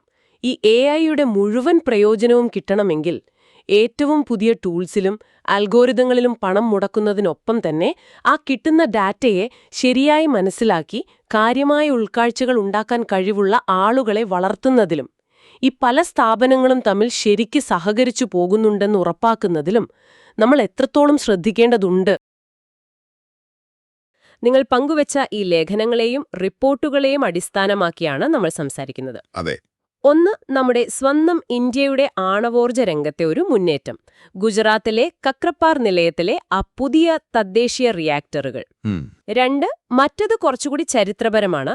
ഭൗതികശാസ്ത്രത്തിന്റെ ഒരു ഗതി മാറ്റിയ സംഭവം. ഹെൽഗോലാൻഡ് ദ്വീപിൽ വെച്ച് നടന്ന ക്വാണ്ടം മെക്കാനിക്സിന്റെ ആ ഒരു പിറവി. അതെ, വളരെ പ്രധാനപ്പെട്ട രണ്ട് കാര്യങ്ങൾ. അപ്പോ ഈ സ്രോതസ്സുകളൊക്കെ വെച്ച് നോക്കുമ്പോ എന്തൊക്കെയാണ് ഇതിലെ പ്രധാനപ്പെട്ട കാര്യങ്ങളെന്ന് നമുക്ക് നോക്കാം, അല്ലേ? തീർച്ചയായും. നമുക്ക് ആദ്യം ഈ കക്രപ്പാർ വിഷയം തന്നെ എടുക്കാം. ഗുജറാത്തിലെ കക്രപ്പാർ ആണവ നിലയം, KAPS. അവിടെ പൂർണ്ണമായും ഇന്ത്യയിലുണ്ടാക്കിയ 2 റിയാക്ടറുകൾ. അതെ, 700 മെഗാവാട്ട് ശേഷിയുള്ള KAPS-3, KAPS-4. ആ, KAPS-3, KAPS-4 ഇവയ്ക്ക് പൂർണ്ണമായി പ്രവർത്തിക്കാൻ നമ്മുടെ atomic energy regulatory board AERB അനുമതി നൽകി. അതാണ് ഈ റിപ്പോർട്ടുകളിലെ പ്രധാന വാർത്ത. ഈ തദ്ദേശീയം എന്നത് എന്തുകൊണ്ടാണ് ഇത്ര പ്രാധാന്യം നേടുന്നത്? നോക്കൂ, അതൊരു വലിയ നേട്ടം തന്നെയാണ്. കാരണം ഈ പ്രഷറൈസ്ഡ് ഹെവി വാട്ടർ റിയാക്ടറുകൾ, അതായത് PHWRS, ഇത് ഇന്ത്യയുടെ ആണവ പദ്ധതിയുടെ ഒരു നട്ടെല്ല് എന്ന് തന്നെ പറയാം. ഓഹോ. ഇതിന്റെ ഒരു പ്രധാന ഗുണമെന്താണെന്ന് വെച്ചാൽ, നമുക്ക് ഇന്ധനമായിട്ട് സാധാരണ യുറേനിയം ഉപയോഗിക്കാം. അതായത് ഈ സമ്പുഷ്ടീകരിച്ച യുറേനിയം ഉണ്ടല്ലോ, അത് നമുക്ക് മറ്റു രാജ്യങ്ങളിൽ നിന്ന് വാങ്ങേണ്ടി വരുന്നൊരു അവസ്ഥ, അത് ഒഴിവാക്കാം. ശരി ശരി. പിന്നെ ന്യൂട്രോണുകളുടെ വേഗത കുറയ്ക്കാനും അതുപോലെ ആ ചൂട് പുറത്തെത്തിക്കാനും ഘനജലം, ഹെവി വാട്ടർ, D2O ആണ് ഉപയോഗിക്കുന്നത്. ഇത് NPCIൽ nuclear power corporation of India limited ആണ് പ്രവർത്തിപ്പിക്കുന്നത്. അതെ. പിന്നെ ഇന്ന് 700 മെഗാവാട്ട് ശേഷിയുള്ള ഇന്ത്യയിലെ ആദ്യത്തെ സ്വന്തം റിയാക്ടറുകളാണ്. അപ്പോൾ സ്വാഭാവികമായും ഏകദേശം ഒരു 15 വർഷത്തോളമൊക്കെ നീണ്ട വളരെ കർശനമായ സുരക്ഷാ പരിശോധനകൾക്ക് ശേഷമാണ് AERB ഇപ്പോൾ അനുമതി കൊടുത്തിരിക്കുന്നത്. അപ്പൊ അത്രയും കാലത്തെ പരിശ്രമം ഉണ്ട് ഇതിന് പിന്നിൽ. തീർച്ചയായും. ഇത് നമ്മുടെ ഊർജ്ജ സുരക്ഷയ്ക്ക് വളരെ നിർണായകമായൊരു ചുവടുവയ്പ്പാണ്. പുറത്തുനിന്നുള്ള സമ്മർദ്ദങ്ങളിൽ നിന്നും വിപണിയിലെ മാറ്റങ്ങളിൽ നിന്നുമൊക്കെ ഒരു പരിധിവരെ നമുക്ക് മാറി നിൽക്കാൻ ഇത് സഹായിക്കും. താങ്കൾ ഈ ഫ്ലീറ്റ് മോഡ് നിർമ്മാണ പദ്ധതിയെപ്പറ്റി സൂചിപ്പിച്ചല്ലോ, അതെന്താണ് സംഭവം? ഈ പുതിയ റിയാക്ടറുകൾ അതിനെ എങ്ങനെയാണ് മുന്നോട്ട് കൊണ്ടുപോകുന്നത്? ഫ്ലീറ്റ് മോഡ് അത് NPCIലിൻ്റെ ഒരു വലിയ പദ്ധതിയാണ്. അതായത് ഇതേ ഡിസൈനിലുള്ള ഈ 700 മെഗാവാട്ടിന്റെ 10 റിയാക്ടറുകൾ രാജ്യത്തിന്റെ പല ഭാഗങ്ങളിലായിട്ട് ഒരുമിച്ച് കൂടുതൽ കാര്യക്ഷമമായിട്ട് നിർമ്മിക്കുക. അതാണ് ലക്ഷ്യം. ഓഹോ, 10 എണ്ണം ഒരുമിച്ച്. അതെ. അപ്പോ ഈ CAPS-3, CAPS-4 വിജയകരമായി പ്രവർത്തിക്കാൻ തുടങ്ങിയത് ഈ ഫ്ലീറ്റ് മോഡ് പദ്ധതിക്ക് വലിയൊരു പ്രോത്സാഹനമാണ്. ഒരു ടെക്നിക്കൽ ബേസ് കിട്ടിയെന്ന് പറയാം. അതായത് സമയം ലാഭിക്കാം, ചെലവ് കുറയ്ക്കാം, അല്ലേ? അതുതന്നെ. സമയം ലാഭിക്കാം, നിർമ്മാണ ചെലവ് കുറയ്ക്കാം, പിന്നെ സുരക്ഷാ കാര്യങ്ങൾ എല്ലാത്തിലും ഒരേ നിലവാരത്തിൽ ഉറപ്പാക്കുകയും ചെയ്യാം. അതാണ് അതിൻ്റെ ഒരു ഗുണം. വളരെ വ്യക്തമായി. അപ്പോ ഇന്ത്യയുടെ ഈ ഊർജ്ജ രംഗത്തിലൊരു മുന്നേറ്റത്തിൽ നിന്ന് നമുക്ക് നേരെ ഒരു നൂറ്റാണ്ട് പിന്നോട്ടു പോകാം. ഈ ഊർജ്ജത്തിൻ്റെയൊക്കെ അടിസ്ഥാനം ആ അണുലോകം, അതിനെക്കുറിച്ചുള്ള നമ്മുടെ ചിന്തകളെ മാറ്റിയെഴുതിയ ഒരു സംഭവത്തിലേക്ക്. താങ്കളുടെ ലേഖനത്തിൽ പറയുന്ന 1925 കാര്യം, വേണർ ഹൈസൻബർഗ് ഹെൽഗോലാൻഡ് ദ്വീപ്. അതെ, അതൊരു വിപ്ലവം തന്നെയായിരുന്നു ശരിക്കും. കാരണം അന്നുവരെയുള്ളൊരു വിശ്വാസം എന്തായിരുന്നു എന്ന് വെച്ചാൽ, ഈ ആറ്റത്തിലെ ഇലക്ട്രോണുകളില്ലേ, അവ ന്യൂക്ലിയസിന് ചുറ്റും, ഈ സൂര്യന് ചുറ്റും ഗ്രഹങ്ങൾ കറങ്ങുന്നതുപോലെ ഒരു കൃത്യം ഓർബിറ്റിൽ ഇങ്ങനെ കറങ്ങുന്നു എന്നായിരുന്നു. ഒരു മോഡൽ പോലെ. അതെ, ഒരു മോഡൽ. ഹൈസൻബർഗ് പറഞ്ഞു, നമുക്ക് നേരിട്ട് കാണാനോ അളക്കാനോ പറ്റാത്ത ഈ ഓർബിറ്റുകളെക്കുറിച്ച് വെറുതെ ചിന്തിച്ചിട്ട് കാര്യമില്ല. പകരം നമുക്ക് പരീക്ഷണത്തിലൂടെ അറിയാൻ പറ്റുന്ന കാര്യങ്ങൾ, ഉദാഹരണത്തിന് ആറ്റം പുറത്തുവിടുന്ന പ്രകാശത്തിന്റെ ഫ്രീക്വൻസി, അതിന്റെ തീവ്രത, ഇന്റൻസിറ്റി, അങ്ങനെയുള്ള കാര്യങ്ങളിൽ ഫോക്കസ് ചെയ്യാമെന്ന്. അവിടെയാണ് കാര്യം. ഈ അളക്കാൻ പറ്റുന്ന സംഖ്യകൾ വെച്ചിട്ട് അദ്ദേഹം എങ്ങനെയാണ് ഒരു പുതിയ തിയറി ഉണ്ടാക്കിയത്? മാട്രിക്സ് മെക്കാനിക്സ് എന്ന് പറയുന്നുണ്ടല്ലോ. അതെ, അതാണ് ഹൈസൻബർഗിന്റെ ഒരു പ്രതിഭ. അദ്ദേഹം ഈ കണ്ടുപിടിച്ച സംഖ്യകളും ഡേറ്റായുമെല്ലാം ഗണിതശാസ്ത്രത്തിൽ നമ്മൾ മാട്രിക്സ് എന്ന് പറയുന്ന ഒരു രീതിയുണ്ട്, ഒരു ടേബിൾ പോലെ, ആ രൂപത്തിലേക്ക് മാറ്റി. ഗണിതശാസ്ത്രം ഉപയോഗിച്ചു. അതെ, ഈ മാത്തമാറ്റിക്കൽ ടൂൾ ഉപയോഗിച്ച് കണങ്ങളുടെ എനർജി ലെവൽസും മറ്റുമൊക്കെ കൃത്യമായി പ്രവചിക്കാൻ പറ്റി. ഇതാണ് ശരിക്കും ക്വാണ്ടം മെക്കാനിക്സിന്റെ ആദ്യത്തെ ഒരു സമ്പൂർണ്ണ രൂപം. അതിനെയാണ് നമ്മൾ മാട്രിക്സ് മെക്കാനിക്സ് എന്ന് വിളിക്കുന്നത്. ഓഹോ. ബേസിക്കലി ഇത് ആറ്റത്തിനകത്തുള്ള കണങ്ങളുടെ ഒരു വിചിത്രമായ ലോകത്തെക്കുറിച്ചുള്ള പഠനമാണ്. അവിടെ ഒരു കണം ഒരേ സമയം പാർട്ടിക്കിളായും വേവായും ഒക്കെ പെരുമാറും. ഈ വേവ് പാർട്ടിക്കൽ ഡ്യുവാലിറ്റി എന്നൊക്കെ പറയില്ലേ? അതെ അതെ, ഇതിനോട് ചേർത്ത് തന്നെയാണല്ലോ അദ്ദേഹത്തിന്റെ അനിശ്ചിതത്വ സിദ്ധാന്തം, അൺസർട്ടനിറ്റി പ്രിൻസിപ്പിൾ വരുന്നത്. തീർച്ചയായും. അതായത് ഒരു കണികയുടെ സ്ഥാനം, അതിന്റെ പൊസിഷൻ, അതേസമയം അതിന്റെ വേഗത, മൊമെന്റം, ഇത് രണ്ടും ഒരേ സമയം നമുക്ക് 100% കൃത്യമായിട്ട് അളക്കാൻ പറ്റില്ല.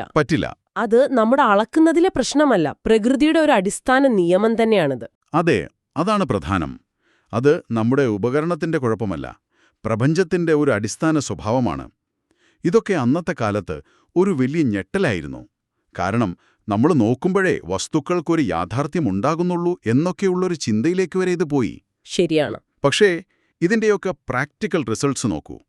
ഇന്ന് നമ്മൾ ഉപയോഗിക്കുന്ന ലേസർ, കമ്പ്യൂട്ടറിലെയും ഫോണിലെയും ചിപ്പുകൾ, ആ സെമി കണ്ടക്ടറുകൾ, ട്രാൻസിസ്റ്ററുകൾ, ഹോസ്പിറ്റലിലെ MRI സ്കാനറുകൾ, GPS സിസ്റ്റം, എന്തിന് നമ്മൾ ആദ്യം സംസാരിച്ച ഈ ആണവോർജം പോലും പ്രവർത്തിക്കുന്നത് ഈ ക്വാണ്ടം തത്വങ്ങളെ അടിസ്ഥാനമാക്കിയാണ്. ഓഹോ, അപ്പൊ അത്രയും ബന്ധമുണ്ട്. തീർച്ചയായും. ഈ തിയറി ഇല്ലായിരുന്നെങ്കിൽ ഇന്ന് നിങ്ങളുടെ കയ്യിലിരിക്കുന്ന ഈ ഫോൺ പോലും ഒരുപക്ഷെ പ്രവർത്തിക്കുമായിരുന്നില്ല. ഒരടിസ്ഥാന ശാസ്ത്രത്തിലെ കണ്ടെത്തൽ അത് പിന്നീട് ടെക്നോളജിയായി മാറി നമ്മുടെയൊക്കെ ജീവിതത്തെ എങ്ങനെ മാറ്റുന്നു എന്നതിന്റെ ഒരു ക്ലാസിക് ഉദാഹരണമാണിത്. അപ്പോ നിങ്ങൾ പങ്കുവെച്ച ഈ വിവരങ്ങളിൽ നിന്നെല്ലാം നമ്മൾ മനസ്സിലാക്കേണ്ട പ്രധാന കാര്യങ്ങൾ എന്തൊക്കെയാണ്? ഒരു വശത്ത് ഇന്ത്യ ആണവോർജത്തിൽ സ്വന്തം കാലിൽ നിൽക്കാൻ ശ്രമിക്കുന്നു. കക്രപ്പാർ അതിനൊരു ഉദാഹരണം. മറുവശത്ത് ആ ഊർജത്തിന്റെയൊക്കെ അടിസ്ഥാനം കിടക്കുന്ന ക്വാണ്ടം ലോകം, അതിനെക്കുറിച്ചുള്ള നമ്മുടെ അറിവ് രൂപപ്പെട്ട ആ ചരിത്ര നിമിഷം. അതെ, ഈ രണ്ട് വിഷയങ്ങളും, അതായത് കക്രപ്പാറിലെ ആ PHWR-ഉം ഹെൽഗുലാൻഡിലെ ഹൈസൻബർഗിന്റെ ആ ചിന്തകളും, ഇത് രണ്ടും കാണിക്കുന്നത് ഒരേ കാര്യമാണ്. പ്രപഞ്ചത്തിന്റെ അടിസ്ഥാന ശക്തികളെ, അതിന്റെ രഹസ്യങ്ങളെ മനസ്സിലാക്കാനും അത് മനുഷ്യന്റെ നന്മയ്ക്കായി ഉപയോഗിക്കാനുമുള്ള നമ്മുടെ ശ്രമങ്ങളാണ്. ശരിയാണ്. ഒന്ന് കുറച്ചുകൂടി വലിയ സ്കെയിലുള്ള ഊർജ്ജോൽപാദനം, മറ്റേത് വളരെ സൂക്ഷ്മമായ തലത്തിലുള്ള യാഥാർത്ഥ്യത്തെക്കുറിച്ചുള്ള അറിവ്. പക്ഷേ രണ്ടിനും പിന്നിൽ വലിയ ദീർഘവീക്ഷണമുണ്ട്, വലിയ ലക്ഷ്യങ്ങളുണ്ട്. ശരിയാണ്. അപ്പോ ഇത് കേൾക്കുന്ന നിങ്ങൾക്കായി ഒരു ചിന്ത. ഏകദേശം 1 നൂറ്റാണ്ട് മുൻപ് അന്നത്തെ ശാസ്ത്രലോകം ഒരു മാറ്റവുമില്ലാത്ത സത്യം എന്ന് കരുതിയിരുന്ന പലതിനെയും ഹൈസൻബർഗിന്റെ ചിന്തകൾ മാറ്റിമറിച്ചു. അതിന്റെ ഫലമായി വന്ന ക്വാണ്ടം മെക്കാനിക്സ് ആണ് ഇന്ന് നിങ്ങൾ ഈ കേൾക്കുന്ന ഉപകരണമടക്കമുള്ള സാങ്കേതിക വിദ്യകൾക്ക് അടിസ്ഥാനം. അങ്ങനെയെങ്കിൽ ഇന്ന് നമ്മൾ ഏറ്റവും അടിസ്ഥാനകരമെന്നും ഇനി മാറില്ലെന്നും കരുതുന്ന ഏത് ശാസ്ത്രീയ ധാരണകളായിരിക്കാം നാളത്തെ പുതിയ കണ്ടെത്തലുകൾ ഒരുപക്ഷെ ചോദ്യം ചെയ്യാൻ പോകുന്നത്, അല്ലെങ്കിൽ തിരുത്തിക്കുറിക്കാൻ പോകുന്നത്? അതൊന്ന് ആലോചിച്ചു നോക്കാവുന്നതാണ്.